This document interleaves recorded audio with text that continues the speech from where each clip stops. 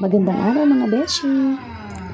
Ayan, i-flex ko lang ang kaganapang nangyari sa aming reunion nung nakaraang January 1st, which is New Year, na 36 years na namin ginagawa ang Manarang Clan. Pero itong pagbibigay namin ng aguinaldo sa aming mga magulang ay pangalawang taon pa lang namin siyang nagagawa.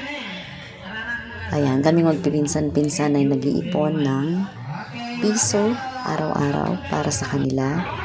At syempre, yung mga ibang mga natitirang funds namin ay gagamitin sa mga pangangailangan ng aming pamilya.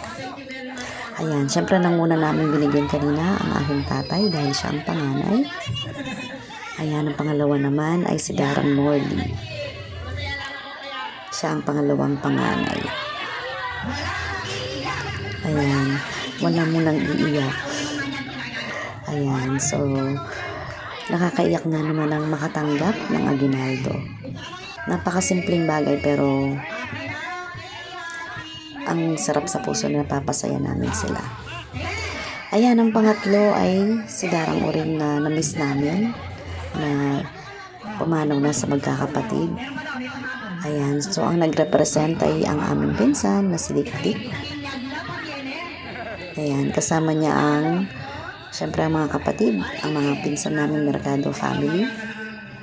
Si Jimmy, si Ate Sara, Ate Mars, at si Ate Mars na Ate Biling.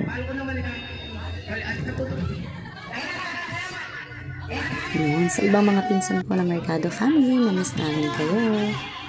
Next time sana makadalo rin kayo. Ayan, so next ay si Darang Edna na magbe-birthday sa January 7. Ayan, marami rin mga nagbibigay. Siyempre, lahat ng apo, anak. Ayan, at siya ang pinakamaraming picture kanina. Maraming mga pamilya dahil lalo na dito lang sila nakatira.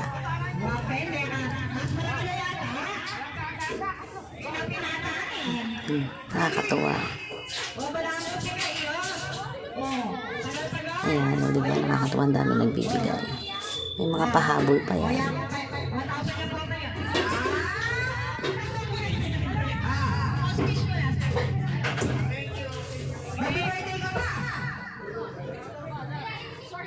Ayan, sa birthday daw niya wala siyang ihahanda, so potluck daw.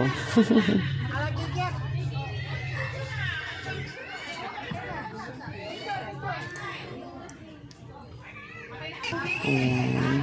So next ay si Darang Vicky ang host ng reunion namin ngayong taon. Ayan, siya ang panglima sa mga magkakapatid. So nasa panglima. Bali, siyam sila na magkakapatid. So panglima si Dara. So siya ang host ngayong taon.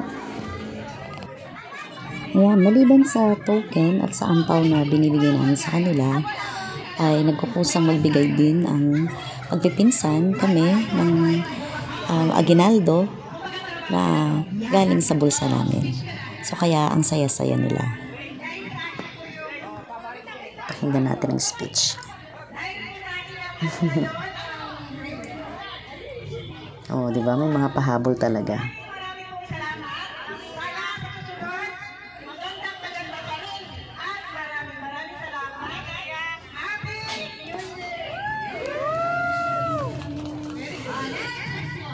Yehey! Ayan, so ang next natin ay si Bapang Billy. Siya ang pang-anim at pangalawang lalaki sa kanilang magkakapatid. So, dalawa lang sila ni tatay.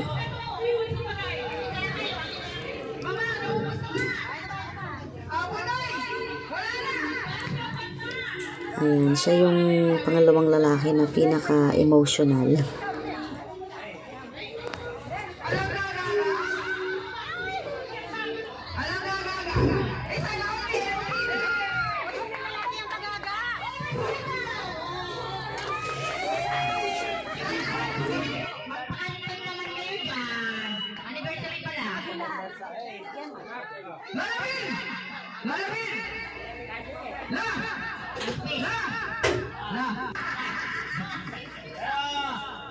Happy New Year!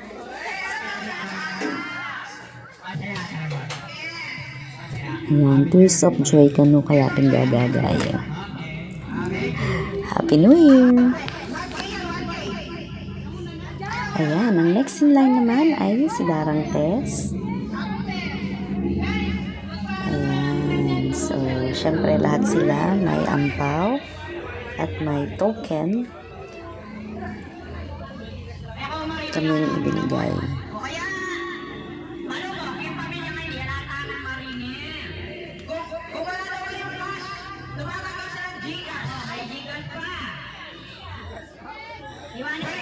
Iwanan niyo yung biyak sa bahay. Huwag kayong maingay. Yung kapampangan, ala kayong makinig. Aray ko. Okay. Speech. Salamat po.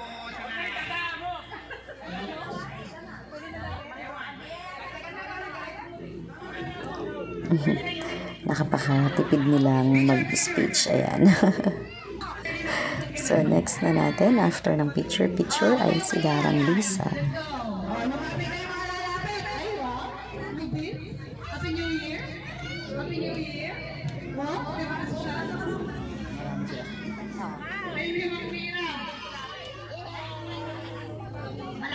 Ayan.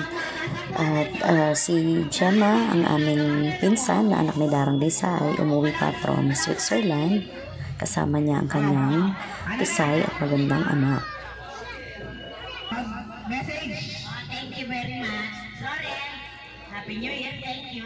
Wala ka. Yeah, tears of joy. Masaya.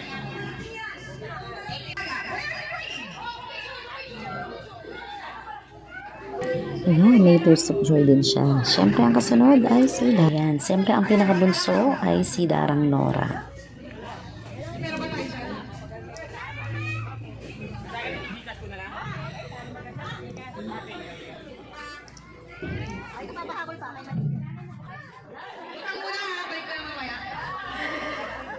Ayan, so may pahabol pa galing kay Manay.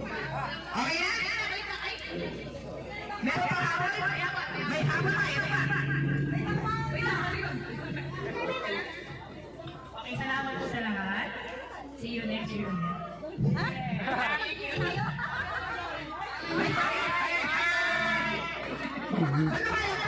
Ayan, at may pahabol pa yan. Ayan, ang makulit niyang mister. Ay, pakiskis pa ha.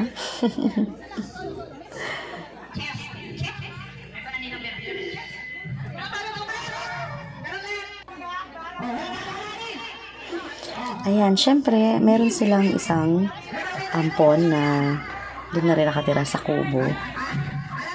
Yan ay si Daniel, kaya lang wala siya dahil nasa work. So, ang asawa niyang buntis ang magre-receive ng aming regalo.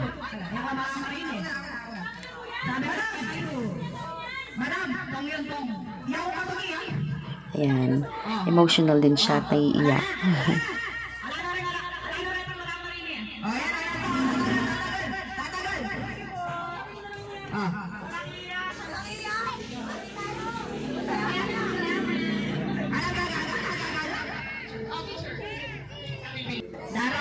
Ayan, so sila ang mga magkakapatid na nabigyan namin na napasaya. At dahil meron kaming bisita na dumating galing sa Magalang na kung saan nakatira or yung mga kapatid ng lolo namin. Ayan, so isa sa mga pamangkin ng lolo namin ay si Darang Rowena. Ayan, so nabigyan din namin siya ng kahit pamasahe. At pasalamat na rin namin sa kanilang pagdalo at pagpunta sa aming reunion. Ayan, so napakasaya niya.